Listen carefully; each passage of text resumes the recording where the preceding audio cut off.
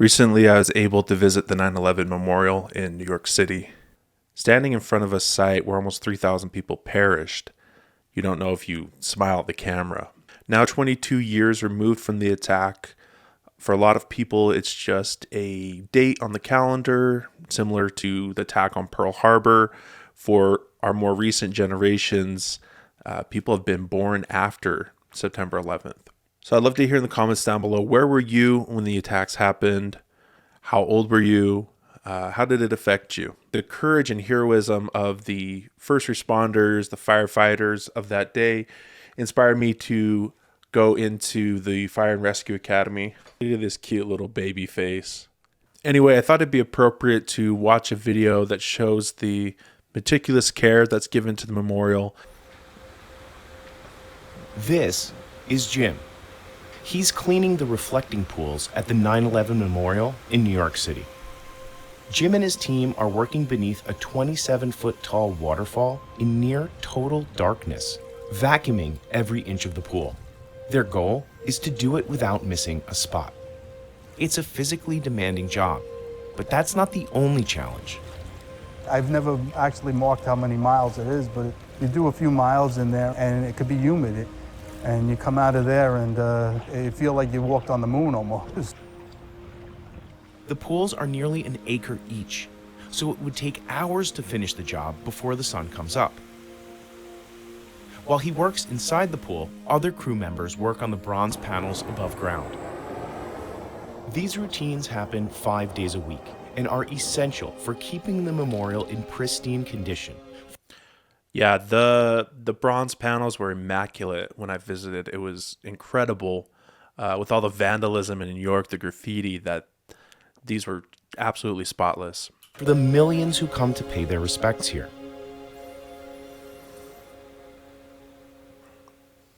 They start by shutting off the waterfalls. And over the next 8 hours, Jim and his team work tirelessly to deep clean this pool. 8 hours, wow. The hardest part is it's a long task. The pool is big. It's not a swimming pool. You know, it's a 200 by 200 giant pool. Workers generally clean out dirt, leaves, and algae from the bottom of the pools. They also remove larger items that visitors drop or throw in. Some people treat this place like a wishing well, so we do catch some money. And unfortunately, I think some people, being that it's so far removed from the original 9/11, I think some people are a little uneducated about this place, and some people treat it like just a regular fountain, and they're throwing garbage in here sometimes too. You know, people have to learn that this isn't your mall fountain. That's unbelievable. In a memorial, they're throwing trash in. That's sickening. I knew a few of the brokers that passed away. A whole group of them had a meeting in one of the towers, unfortunately, and except for one trader, all of them perished. I think about them often because we go up top where the names are and brush near the nameplates, the troughs, and on the north side, they're all on one panel. So I see their names just about every day. Total waste of lives that, you know, could have been doing good in the world now. While Jim and the team finish cleaning the pools below, Ryan is tackling the bronze name panels above. The panels honor the 2,983 victims of the attacks on the World Trade Center, both in. So just recently, 2 more people were identified through DNA, through the remains. It's insane that we're still finding people 2 decades later. There's over 1,000 people who are not accounted for. Either they were incinerated or, just completely lost to the rubble. So it's sad to think about how many families don't have that bit of closure, with that confirmation that their loved ones were found, their remains were found. In 1993 and 2001. Ryan will have to strip the top layer of metal and use a blowtorch to remove a carving someone etched onto the plaque, without damaging the rest of the memorial. Unbelievable. It confuses me why you'd want to put something here.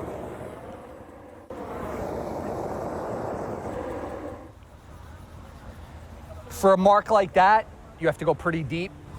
I originally saw Time Magazine do this video a few years ago, and it was portrayed as this labor of love to just make sure that the memorial is always cleaned.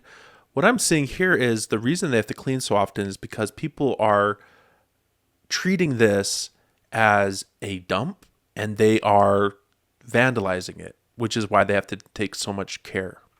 Get all the way down. Otherwise, you can't really get rid of it. If you don't go down far enough, you'll see it when you refinish it.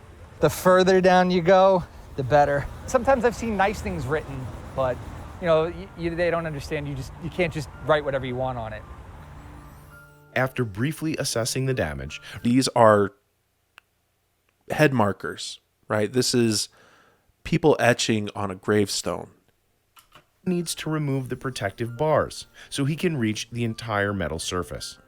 To do this, he props up the bars with a wood plank. And Now, those protective bars are probably so skateboarders don't grind along the edge of the memorial. Can you believe that? unhooks the brackets holding up the panels.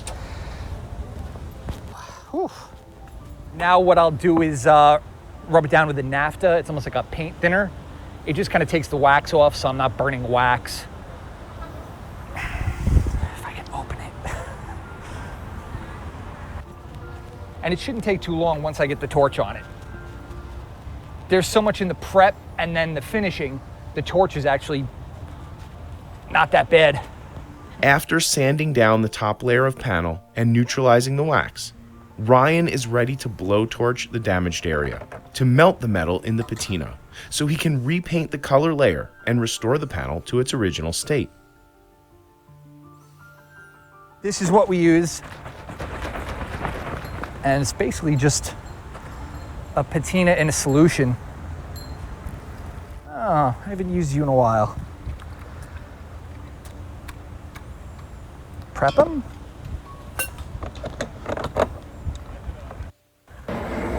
So I'm basically getting up to the right temperature. If it's too cold, it'll go on spotty. If it's too hot, it'll kind of evaporate off or it'll get burnt. In the summer months, the longest part of the job is waiting for the burned panel to cool before applying a new layer of wax and an acrylic top coat to finish the restoration process. We're gonna put the acrylic spray on it. Just kind of like a clear coat. Helps it kind of adhere a little bit better. The last step really, well, besides buffing the wax off. So I'm just gonna put the wax on real nice, not too hard, not a lot, you don't need a ton. Just put it on lightly.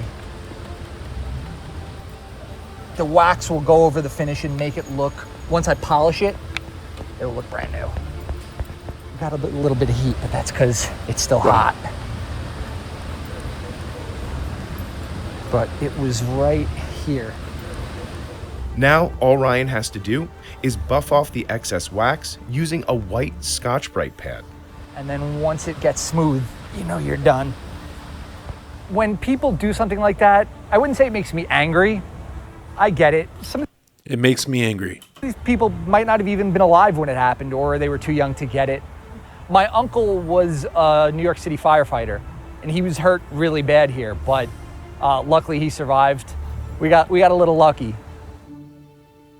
After a strenuous 6 to 7 hours of cleaning, Jim and the team are ready to head out of the pool. By tomorrow morning, a new batch of visitors will see sparkling pools below rushing waterfalls. And most of them won't know that Jim's team was even here. When we finished the pool, most of the time we're just ready to really get out of there. And most of our inspection, we're fairly confident that we did the proper job. There's always a little fail factor, but not too bad. My father worked in these buildings almost his whole life, and my father was here for the '93 bombing, and that was before cell phones and everything. And he was on the 30th floor of the second tower. When he was there, he was like the floor marshal. He came home full of soot, but he stayed there because there was people that couldn't get down the steps, so he made sure that he stayed with them. So I think on 9/11 day, if he was here, we probably would have lost him because he wouldn't have left. He passed away a couple of years ago. He was always so proud of the job. I probably had chances to do other things in this building, but even if I wanted to do another job, I wouldn't because of him. And now, I love doing it, so I do it. Well, yes, there's a new generation that doesn't remember the attacks. It didn't happen in their lifetime, but the mantle rests on us to educate them about this date and make sure it's never forgotten. I'll see you next time on Conservative Vibes.